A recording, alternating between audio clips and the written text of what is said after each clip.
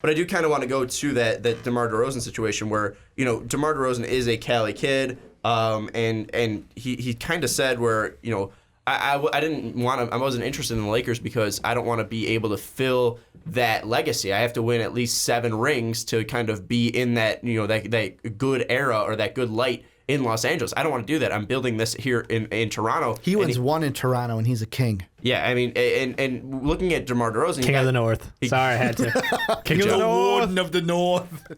Are we doing Games of Thrones? Yeah. Game of Thrones. It's okay. It's Games okay. of Thrones. It's okay. It's okay, Sean. You don't watch. I don't watch. But yeah, I mean, with DeRozan, I mean, can you blame him? Can you blame him staying in Toronto? I mean, no, because it's the same thing that my favorite franchise, the Chicago Bulls, has to deal with the same thing, living up to coming here and, I got to live up to Michael Jordan. For DeMar DeRozan, like we saw it with Dwight Howard, comes over here and really we compared him to, okay, how are you going to live up to Shaq?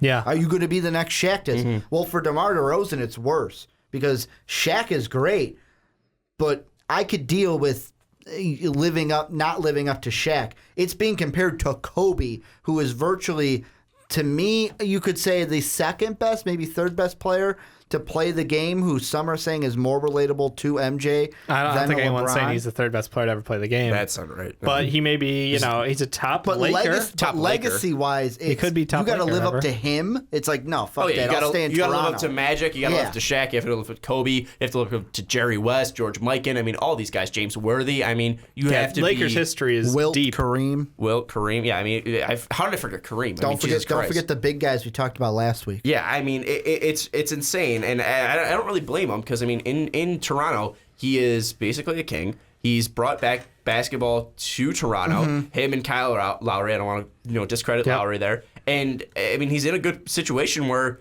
I mean, if he gets more teammates around him and they could develop a team that can work well together, then I mean, this is a team that can possibly upset the Cavs in the Eastern Conference Finals, because right now I think it's a 2-team race in the Eastern Conference. Well, that's the thing I'm thinking about. Not upsetting the Cavs, but DeMar DeRozan, only 26, so is he maybe saying, you know what, I'll just wait out the LeBron James years.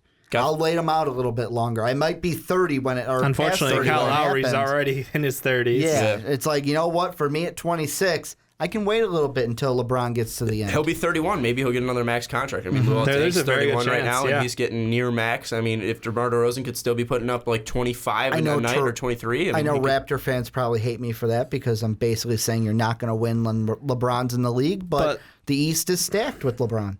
No, I see what you mean, but there's a very good chance Toronto can compete with the Cavs and always take them to 6 or 7. They did win the 2 in Toronto. It was winning on the road for them. That was the big deal. And they went out and they got themselves a center, which totally helps them. Well, wait, that's not why they lost that series.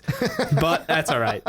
That's all right. Yeah, they don't have anyone to guard LeBron. I mean, DeMar Carroll's there, but I don't think DeMar Carroll wasn't exactly healthy, and he wasn't the same player as he was in Atlanta. He wasn't the one who was with Atlanta. But no, I mean, I totally get DeMar DeRozan wanting to stick to the North. I think the biggest thing is, look, how much can he continue to improve his game? Last year, he did shoot 44%, only 33% from 3, though.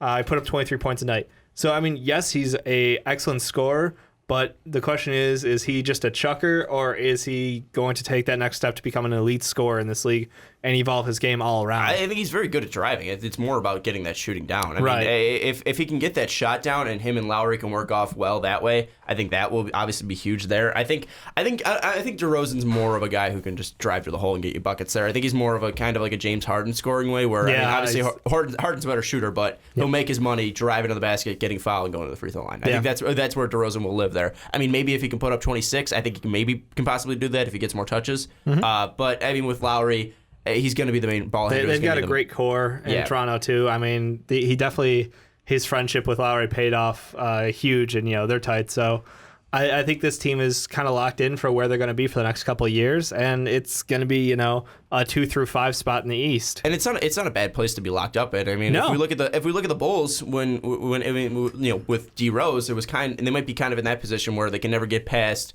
LeBron. But the thing is, they can always compete, and it's any given series at that point. Yeah. So the chance to win a championship every year is there. And we saw, LeBron or the Cleveland's kind of, health before in the previous year in 2014 where, Irving went down and Love went down. So if that Anything happens, can happen in the playoffs, yeah. Yeah, I mean, if that happens, obviously, and it's not a bad signing. DeMar DeRozan for that much money is definitely worth it. I don't think anyone's arguing that. No, especially with the money going around to different other people. Yeah, and the CBA and the cap's going to go up again next year. So he won't even be the highest. Like he was the highest paid for like 8 minutes this year, and then next year he'll be in like the 30s. Well, yeah, something crazy. Now